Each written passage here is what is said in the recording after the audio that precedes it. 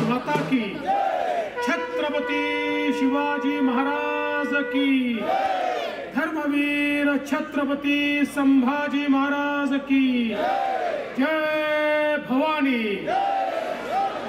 जय भवानी, जय जय जय जय जय भवानी, जय जय जय जय जय शिवाजी। हिंदवी स्वराज्याचे सरसंस्थापक छत्रपती शिवरायांना मानाचा मुजरा करतो। भारतीय राज्यघटनेचे शिल्पकार भारतरत्न डॉक्टर बाबासाहेब आंबेडकर यांना मानवंदना अर्पित करतो। आणि आजच्या या विराट अशा जाहीर सभेमध्ये मंचावर उपस्थित असलेले आपल्या सर्वांचे अतिशय लाडके नेते,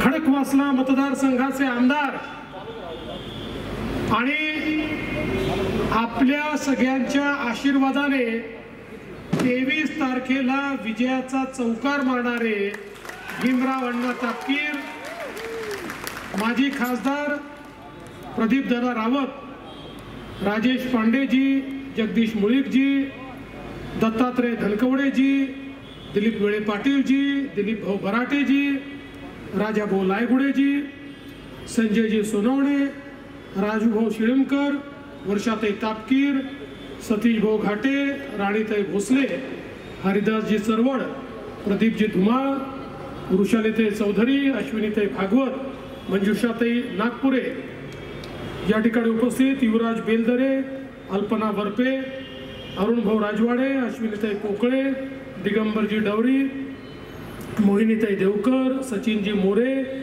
अरुणजी राजवाडे, गणेशजी वरपे, नवनाथजी तागुंदे, प्रकाशजी कदम, मंचावरील सर्व मान्यवर, कोणाचं नाव सुटलं असेल तर क्षमा मागतो। आणि या ठिकाणी मोठ्या संख्येने उपस्थित असलेल्या माझ्या सर्व लाडक्या बहिणींनो आणि तितक्याच लाडक्या भावांनो, आज आपण सर्व लोक या ठिकाणी भीमरावांना आशीर्वाद देण्याकरता एकत्रित आलो। आपल्याला कल्पना आहे 2014 साली माननीय मोदीजींच्या नेतृत्वात ज्यावेळी देशामध्ये आणि महाराष्ट्रामध्ये भारतीय जनता पक्षाचं सरकार आलं, त्यानंतर अत्यंत वेगाने पुण्याचा चेहरा बदलण्याचं काम आपण सुरू केलं। पुण्यातली वाहतुकीची कोंडी दूर करण्याच्या करता मेट्रोचं काम आपण सुरू केलं। खरं म्हणजे पुणे मेट्रोचं काम ज्यावेळेस दिल्ली मेट्रो झाली त्यावेळेस संकल्पित झालं होतं की पुणे आणि पिंपरी चिंचवडला मेट्रो करायची, पण दुर्दैवाने ते काम होऊ शकलं नाही। मात्र मोदीजी पंतप्रधान झाल्यानंतर आणि मी मुख्यमंत्री झाल्यानंतर आपण महा मेट्रो नावाची कंपनी तयार केली, त्या कंपनीला पुणे मेट्रोचं काम दिलं। आणि मला सांगताना आनंद वाटतो, देशामध्ये सर्वात वेगाने जर कुठल्या मेट्रोचं काम झालं असेल तर ते पुणे मेट्रोचं काम या ठिकाणी झालं अत्यंत वेगाने। आज आपण पाहतोय स्वारगेट ते कात्रजचा या ठिकाणी आपला भाग असेल किंवा स्वारगेटला आपण जे मल्टी मॉडेल अशा प्रकारचा डेपो तयार करतो आहोत, ज्या ठिकाणी PMPL ची बसही आहे, ज्या ठिकाणी ST बसही आहे, ज्या ठिकाणी आपली मेट्रोही आहे। एक इंटिग्रेशन आपल्याला पाहायला मिळतं आणि देशातलं सगळ्यात मोठं मल्टी मॉडेल स्टेशन मेट्रोचं हे आपण या पुण्यामध्ये स्वारगेटला तयार करतोय। आणि आता मेट्रोचा विस्तार हा प्रचंड मोठा या संपूर्ण पुण्यामध्ये आपण सुरू केलाय। मला आठवतं परवा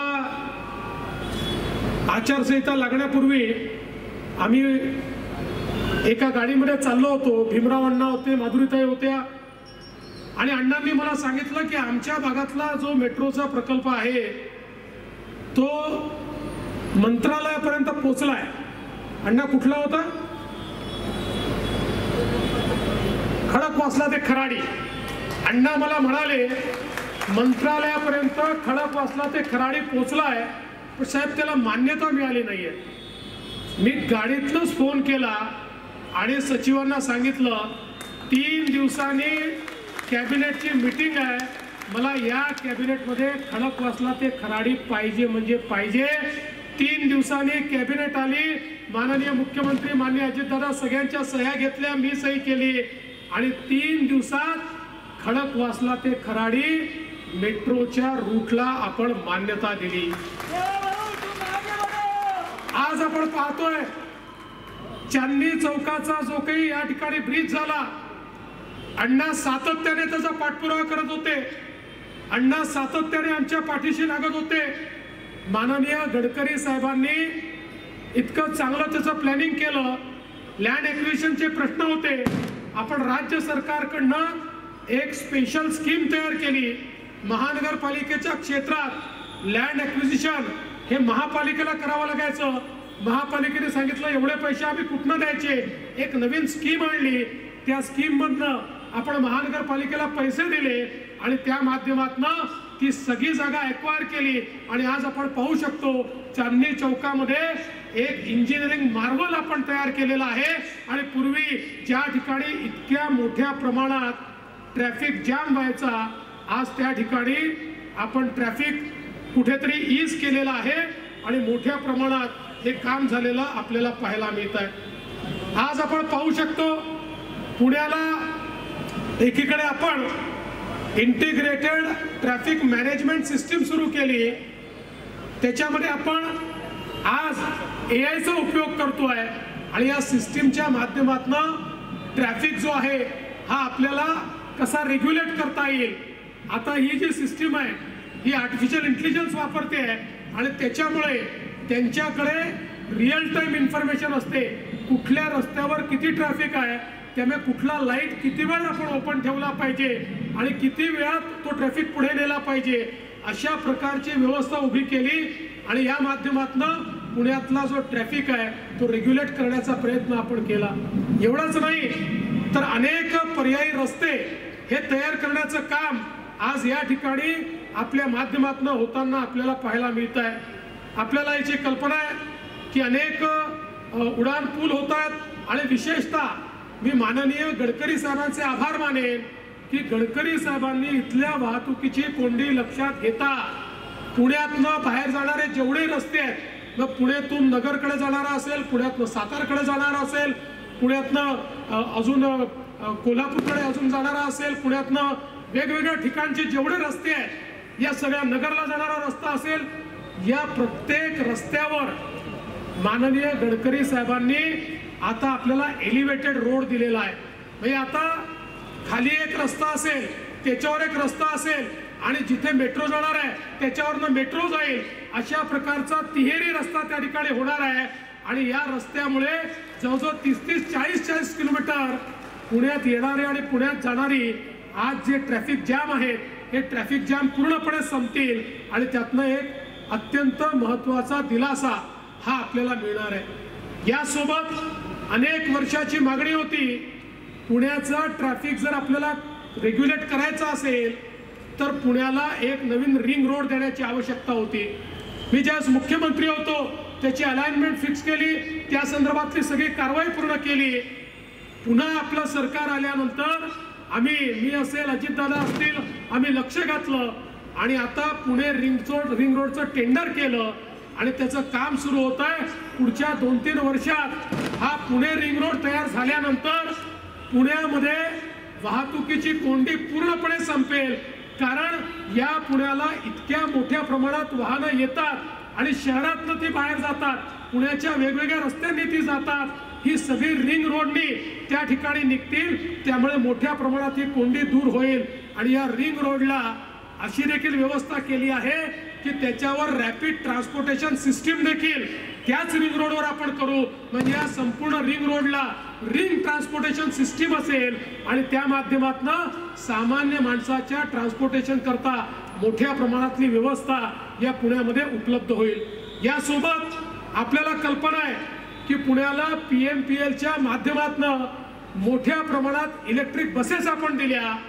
आज देशामध्ये सर्वात मोठी इलेक्ट्रिक बसची फ्लीट जर कुठल्या एका महानगरपालिकेकडे असेल तर ती पुणे महानगरपालिकेकडे आहे आणि ही फ्लीट सातत्याने आपण वाढवतो आहोत, जेणेकरून इथलं जे प्रदूषण आहे हे प्रदूषण आपल्याला पूर्णपणे घालवायचं आहे आणि सामान्य माणसाला मोठ्या प्रमाणात दिलासा द्यायचा आहे। यासोबत इथलं जे पुनर्विकासाचं धोरण आहे ते आपण नव्याने आखलं। 6 मीटरच्या रोडवर आपल्याला परमिशन देता येईल असा नवीन रूल तयार केला। SRA जे पुण्याचे रूल होते ज्याच्यामुळे पुण्यात झोपडपट्टीमध्ये SRA होऊ शकत नव्हती, ते रूल नव्याने आपण तयार करून घेतले। त्यामुळे आता पुण्यामध्ये SRA करणं देखील सोपं झालं। सामान्य माणसाला त्या ठिकाणी आपलं हक्काचं घर मिळेल आणि पुणे झोपडपट्टी मुक्त होईल अशा प्रकारची व्यवस्था आपण केली। आणि हे सगळं करत असताना PMRDAची स्थापना करून जे वाढता पुण्याचा भाग आहे या भागाला देखील योग्य प्रकारे नियोजित पद्धतीनं आपल्याला कशा पद्धतीनं त्याचा विकास करता येईल हा प्रयत्न देखील आपण केला। आत्ताच अण्णा या ठिकाणी सांगत होते की आमच्याकडे आता अनेक जो वाढता भाग आमच्याकडे आलेला आहे या भागामध्ये अनेक रिझर्वेशन्स आहेत आणि हे सगळे रिझर्वेशन आम्हाला ताब्यात घ्यायचे आहेत, पण हे रिझर्वेशन ताब्यात घेण्याकरता आम्हाला काही इन्स्ट्रुमेंट्स नाही आहेत। अण्णा चिंता करू नका, तुम्ही जी मागणी केली आहे आपलं नवीन सरकार आल्यानंतर या सगळ्या ॲक्विजिशन करता क्रेडिट नोट सारख्या ज्या आपल्या इन्स्ट्रुमेंट्स आहेत या इन्स्ट्रुमेंट्स आपल्याला उपलब्ध करून देऊ, जेणेकरून आपले हे रिझर्वेशन्स आपल्याला हातात घेता येतील आणि त्यातनं त्या ठिकाणी रस्त्यांची व्यवस्था असेल किंवा इतर ॲम्युनिटीजची व्यवस्था असेल या व्यवस्था देखील मोठ्या प्रमाणात मला असं वाटतं आपल्याला निश्चितपणे करता येतील। आज आपण वेगवेगळ्या कामांना या ठिकाणी गती दिलेली आहे। मला असं वाटतं की आपला जो खडकवासला टनेलमधनं जो ओपन कॅनल होता आता त्याला देखील मी अंडरग्राउंड करण्याचं काम त्या ठिकाणी करतो आहोत। ते काम आपण ऑलरेडी त्याचं टेंडर काढलं, वर्क ऑर्डर दिलेलं आहे। त्यामुळे एक मोठा रस्ता हा आपल्याला या निमित्ताने उपलब्ध होणार आहे आणि त्यातनं पुण्यामध्ये आपल्याला काही नवीन स्पेसेसही तयार करता येतील आणि एक नवीन रस्ता देखील त्या निमित्ताने आपल्याला मिळेल।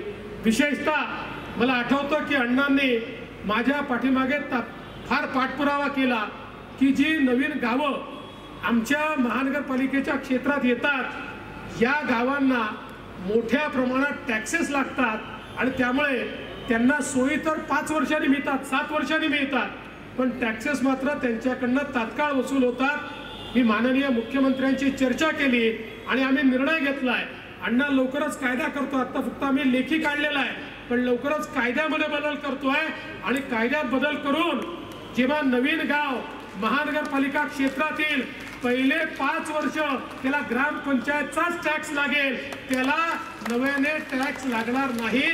जशा जशा सोयी या त्या ठिकाणी त्यांना उपलब्ध होतील तसा तसा तो टॅक्स त्या ठिकाणी लागेल, अशा प्रकारचाच आपला हा सातत्याने या ठिकाणी प्रयत्न आहे। आणि म्हणून पुण्याच्या विकासाच्या दृष्टीने अनेक गोष्टी आपण या ठिकाणी केल्या। आपल्याला कल्पना आहे आपण या ठिकाणी मुळा मुठा नदीचं पुनरुज्जीवनाचा प्रकल्प जवळपास 2000 कोटी रुपयाचा प्रकल्प सुरू केला। काही लोकांना असं वाटतं हा प्रकल्प म्हणजे नदी खोल करायची आणि त्याच्यात काहीतरी करायचं, असा प्रकल्प नाही आहे। हा प्रकल्प नदीमध्ये पुण्याचं एक थेंबही सांडपाणी जाणार नाही।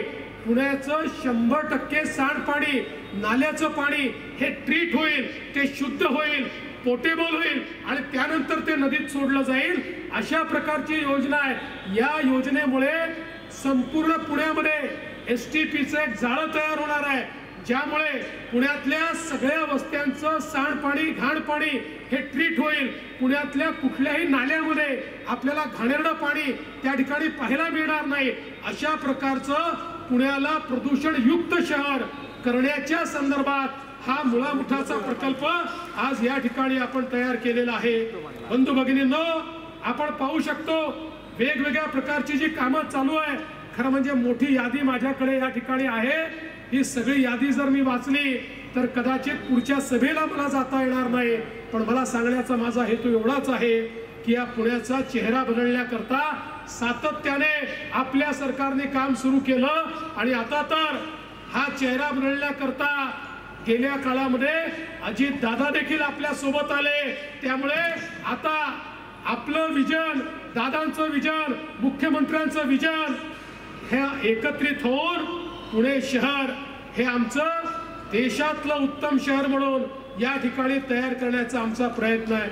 आपल्याला कल्पना आहे, आम्ही पुण्याला मॅन्युफॅक्चरिंग हब तर केलंच आहे, पण टेक्नॉलॉजी हब देखील करतोय, आर्टिफिशियल इंटेलिजन्स हब देखील करतोय। जेवढी नवीन टेक्नॉलॉजी आहे या सगळ्या नवीन टेक्नॉलॉजीला आपल्या पुण्यामध्ये त्या ठिकाणी स्थान मिळालं पाहिजे हा आमचा प्रयत्न आहे। आणि गेल्या काळामध्ये आपण जर आलेली इन्व्हेस्टमेंट बघितली तर मला असं वाटतं की या ठिकाणी खऱ्या अर्थानं पुण्यामध्ये मोठ्या प्रमाणात रोजगाराच्या संधी देखील तयार होत आहेत। अलीकडच्या काळामध्ये आमचे पवार साहेब आणि सुप्रियाताई यांनी जणू काही आपल्या गुजरात राज्याचं पत्रच घेतलंय, काय म्हणतात त्याला, राजदूत म्हणूनच ते काम करतायत। रोज उठून सांगतात आमचे उद्योग गुजरातला चालले, आमचे उद्योग गुजरातला चालले।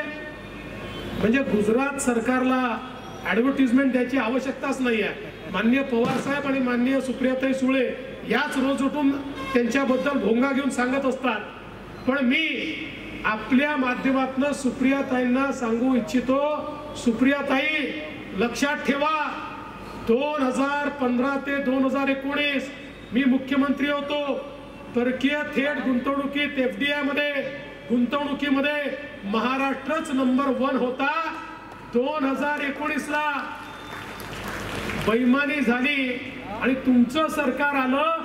तुमचं सरकार आल्यानंतर पहिल्याच वर्षी महाराष्ट्र 4थ्या क्रमांकावर गेला, कर्नाटक पहिला झाला, दुसऱ्या वर्षी महाराष्ट्र 4थ्यावर गेला, गुजरात पहिल्या नंबरवर आला, पुन्हा आपलं सरकार आलं। सरकार आल्यानंतर पहिल्याच वर्षी महाराष्ट्र 1 नंबरवर आला, दुसऱ्या वर्षी महाराष्ट्र 1 नंबरवर आला। आणि आता तर स्थिती अशी आहे सुप्रियाताई, देशात जेवढं इन्व्हेस्टमेंट आलं त्याच्या 52% इन्व्हेस्टमेंट एकट्या महाराष्ट्रामध्ये आलेला आहे, एकट्या महाराष्ट्रामध्ये। अरे गुजरात आमच्या स्पर्धेमध्ये देखील उरला नाही, हे आम्ही करून दाखवलं।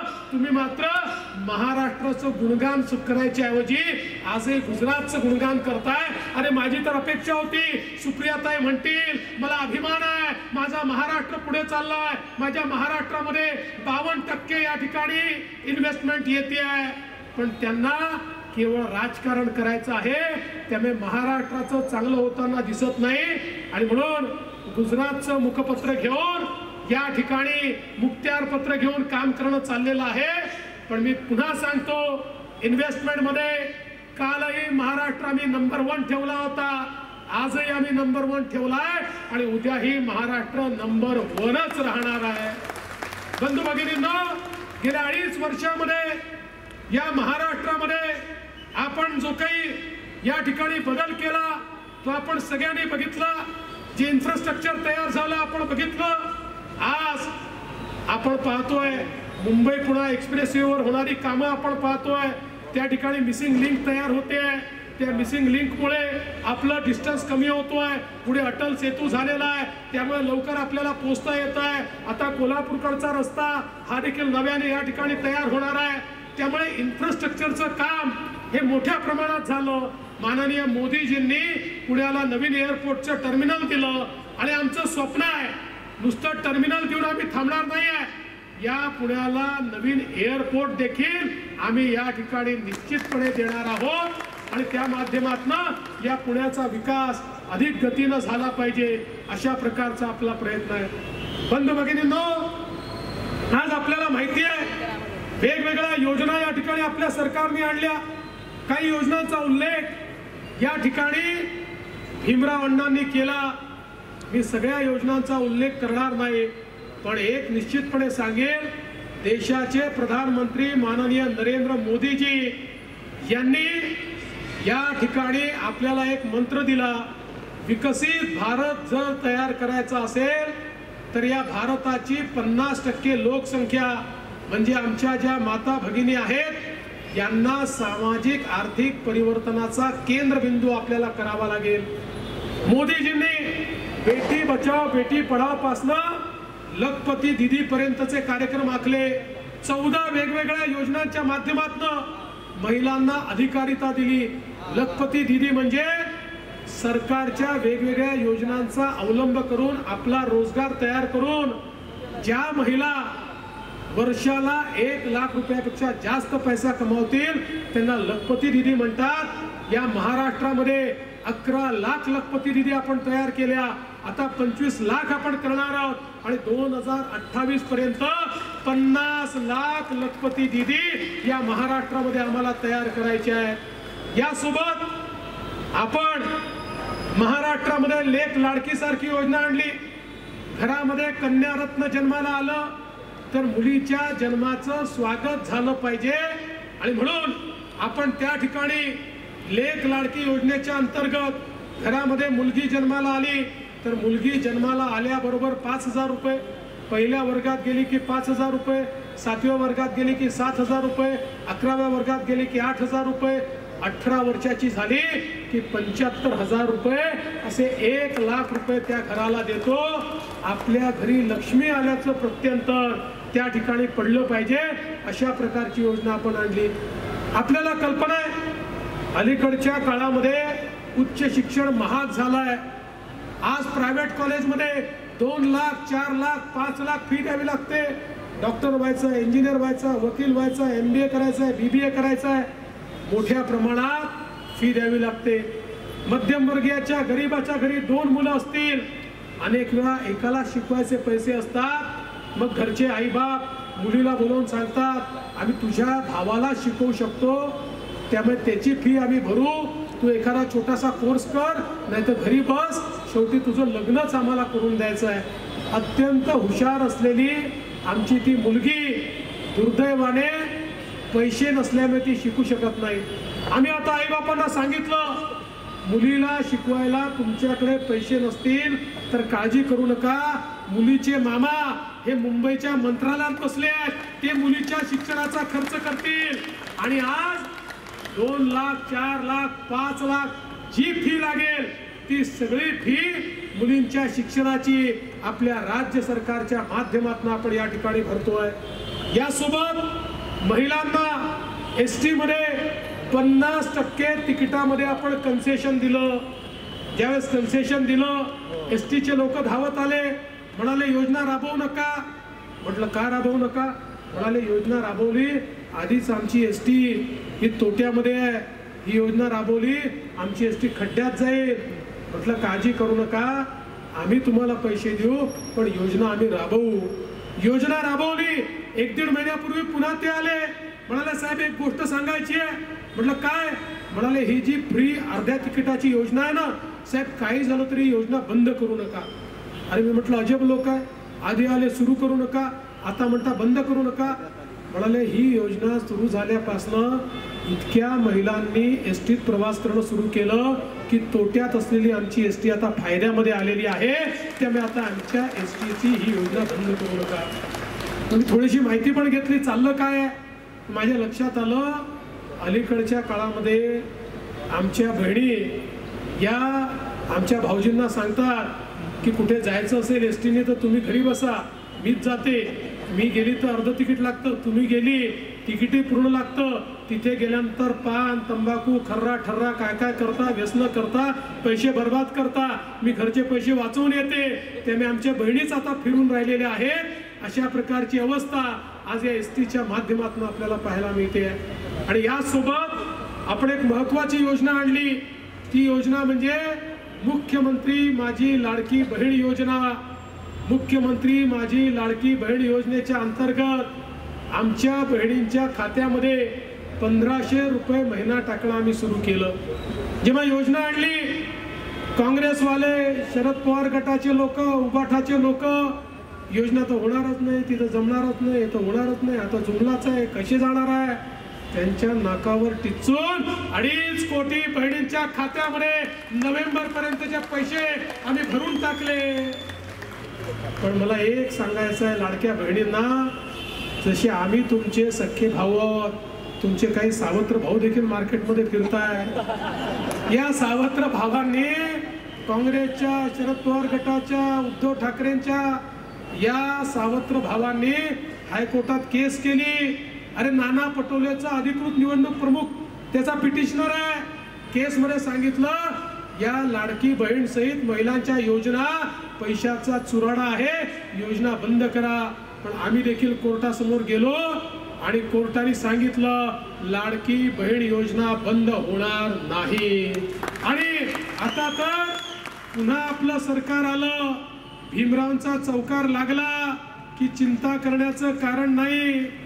मग 1500 नाही, लाडक्या बहिणींना 2100 रुपये आपण त्या ठिकाणी देणार आहोत. आज खरं म्हणजे मला या गोष्टीचा आनंद आहे की भीमराव तापकीर यांच्यासारखा एक सज्जन, सुस्वभावी अशा प्रकारचा आमदार आपल्याला लाभलेला आहे. सातत्याने आपल्या मतदारसंघाकरता भीमरावजी प्रयत्न करत असतात. कुठे पूर आला तर रात्र जागतात, एखाद्या ठिकाणी अडचण आली त्याचा पाठपुरावा करतात. अशा प्रकारचे भीमराव हे खऱ्या अर्थानं आपल्याकडे एक अतिशय आदर्श आमदार म्हणून काम करतायत. आणि मला आनंद आहे, आमचे जे मित्रपक्ष आहेत, आमच्या राष्ट्रवादी काँग्रेसमध्ये देखील अनेक चांगले लोक होते, त्यांची लढण्याची इच्छा होती. पण त्या सगळ्यांनी या ठिकाणी आमच्या म्हणण्याखातर आपलं नाव परत घेतलं आणि सांगितलं आम्ही भीमरावांना जिंकून आणण्याची या ठिकाणी हमी घेतो. आमच्या शिवसेनेच्या लोकांनी हमी घेतली, आमच्या रिपाईच्या लोकांनी हमी घेतली, आमच्या लहुजी शक्ती सेनेच्या लोकांनी हमी घेतली. आणि त्यामुळे भीमराव तर निवडून येणारच आहेत. पण मी तुम्हाला एक अजून गोष्ट या ठिकाणी सांगू इच्छितो. या निवडणुकीमध्ये काय चाललंय हे आपण सगळ्यांनी लक्षात घेतलं पाहिजे. अरे निवडणुका येतील जातील, पण आज ज्या प्रकारचं लांगूल चालन या ठिकाणी काँग्रेस, शरद पवार, एनसीपी आणि उभाठाणी चालू केलेला आहे. आम्ही कोणत्या धर्माच्या विरोधात नाही. आम्ही योजना दिली, लाडकी बहीण योजना दिली, तर आम्ही आमच्या मुस्लिम बहिणींना असं म्हटलं नाही की फक्त हिंदू बहिणींना आम्ही देऊ. आम्ही हिंदू, मुस्लिम, शीख, ईसाई, बौद्ध, जैन सगळे आमच्या बहिणींना ती योजना दिली. पण या ठिकाणी जर काही पक्ष वोटांच्या नावावर ध्रुवीकरण करत असतील तर मी तुम्हाला जाग करण्याकरता आलो आहे. लक्षात ठेवा, उलेमा काउन्सिलने 17 मागण्या महाविकास आघाडीला दिल्या. या 17 मागण्यांमध्ये काही मागण्या इतक्या खतरनाक आहेत. त्यातली एक मागणी आहे मुस्लिमांना 10% आरक्षण द्या. या सगळ्या 17च्या 17 मागण्या या तीनही पक्षांनी लेखी लिहून दिलं, आम्हाला या मागण्या मान्य आहेत. पण यातली त्याही पेक्षा खतरनाक मागणी काय आहे? यातली मागणी आहे 2012 ते 2024 या महाराष्ट्रात जेवढ्या दंगली झाल्या त्या दंगलींमध्ये जेवढे मुस्लिम त्या ठिकाणी पकडले गेले आणि त्यांच्यावर खटले भरले गेले त्यांच्यावरचे सगळ्या केसेस परत घेऊन टाका. आणि महाविकास आघाडीने लेखी दिलाय, हो 10% आरक्षण देतो, हो आम्ही हे खटले सगळे परत घेतो. या महाराष्ट्रामध्ये मतांकरता पाय चाटणं चाललेलं आहे. आणि आता यांनी वोट जिहादचा नारा दिलाय, वोट जिहाद. मी आपल्याला विनंती करण्याकरता आलो आहे, काय या ठिकाणी हे ऑल इंडिया पर्सनल लॉ बोर्डाचे सज्जन नोमानी म्हणतात, तुम्हाला मला ऐकवायचं, तुम्हाला मला जाग करायचंय. ही साधी निवडणूक नाहीये. इस बात की तरफ भी तवज्जो दिलाना चाहता हूं कि दुसरा माईक कडे जरा, याच्यावर आवाज येत नाही. माईक काय करे?